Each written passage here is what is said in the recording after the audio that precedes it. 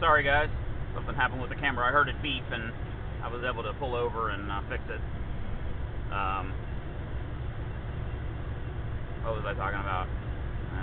Oh yeah, the Mayans had these this drawing of it. It looks like a space capsule with fire coming out the back of it, and the guy inside working the levers and stuff. And I mean, how do you explain that? I just, you know, you just really wonder. You know, they talk about a school bus. You know, what happened to the Mayans? And my friend commented was like, well, he thinks they left, or someone came and took them away.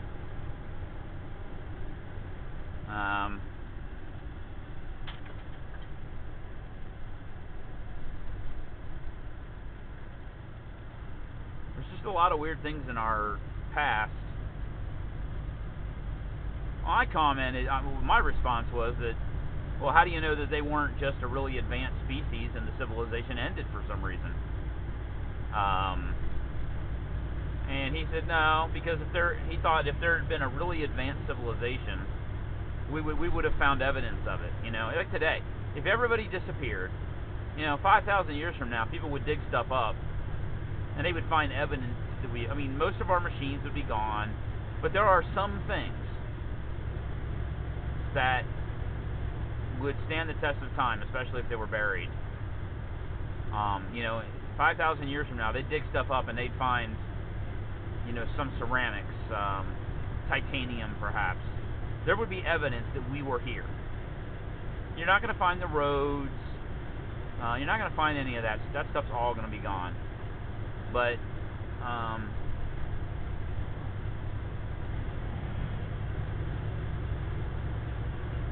glass objects, you know, could survive if they were, you know, not damaged in some way. Some of our underground vaults, you know, we've got some stuff out in the desert. Some of that stuff might possibly survive.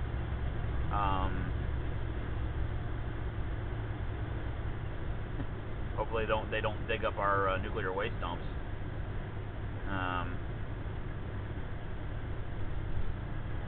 But you just wonder. I like thinking about that kind of stuff. You know, it just kind of makes you wonder. But you know, the numbers just the numbers make it almost impossible that we are the only life in the universe.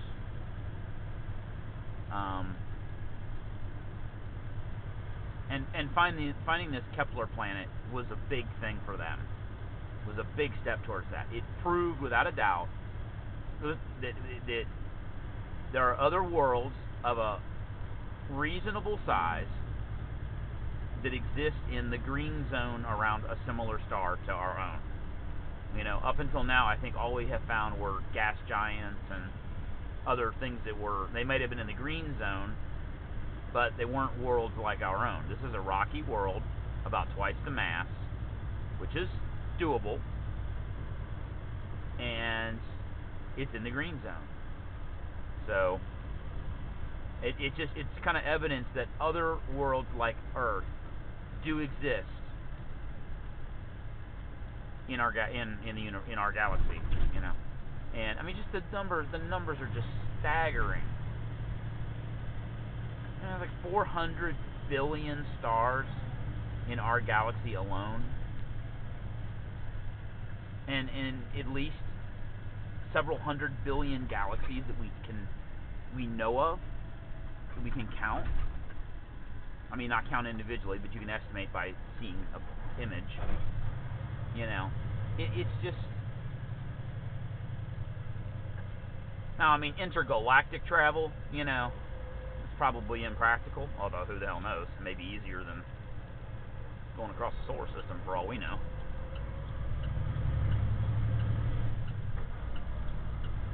But just in our own galaxy alone, the numbers are staggering, and just the odds of us being the only life anywhere are pretty damn remote.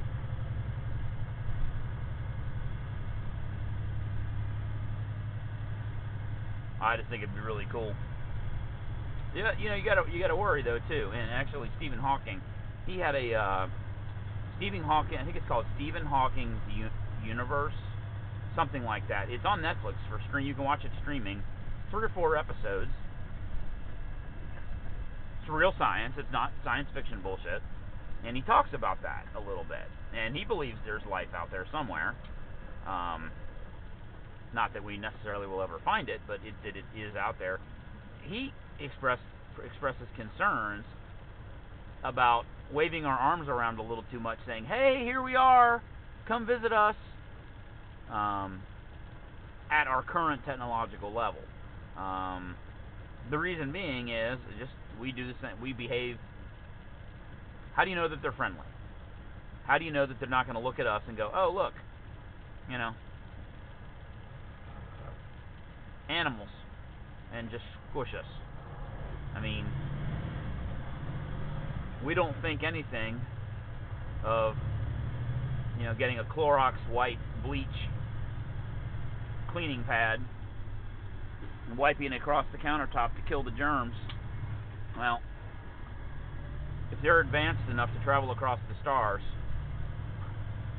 that may be a reasonable analogy. They may be that more advanced than we are.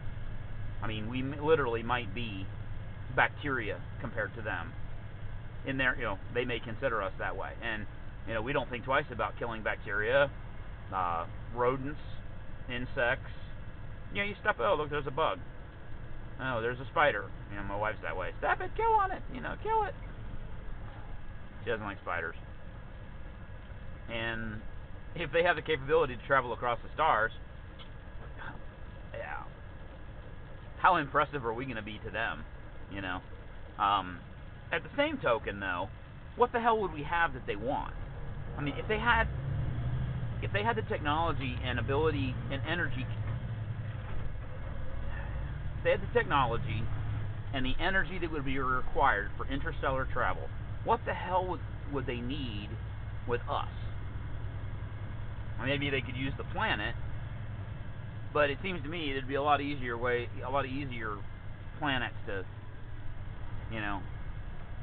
You want fuel, you can go to Jupiter, scoop it out of the atmosphere. I mean, there's plenty of easier places to get raw materials than a planet that's inhabited with people that might fight you.